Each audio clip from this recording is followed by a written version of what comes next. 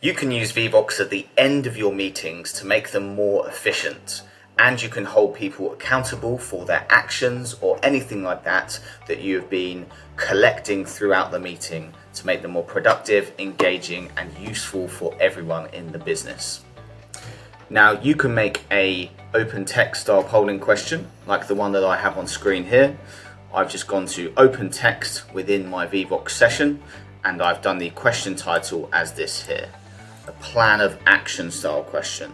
So what kind of commitments / actions do you have following this meeting? And you're asking this question to all of the people that attended this meeting, be it 2-3 members of your team, or you can do it in a larger scale meeting with, say, 20 or 30 people in a team. Press create and then head over to the present view to run this question live. Once we're in the present view, we can go ahead and run this polling question by pressing the open poll button. And now everyone that is in the session, if I just log into it to myself, and I have logged in as a participant on my phone so you can see how this looks.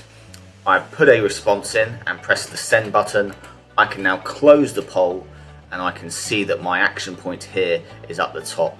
And however many people that you have within this meeting, you'll see all of their action points display on this text wall here. You can click on the actions to make them larger.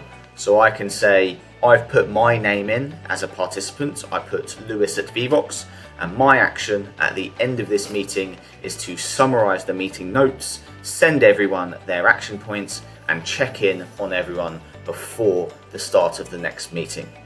Now this holds people accountable, it makes your meetings practical and you have action points at the end of them, making it a more productive meeting for everyone involved. That's it from me. I hope this question is a useful one that you potentially could use in your future meetings and events.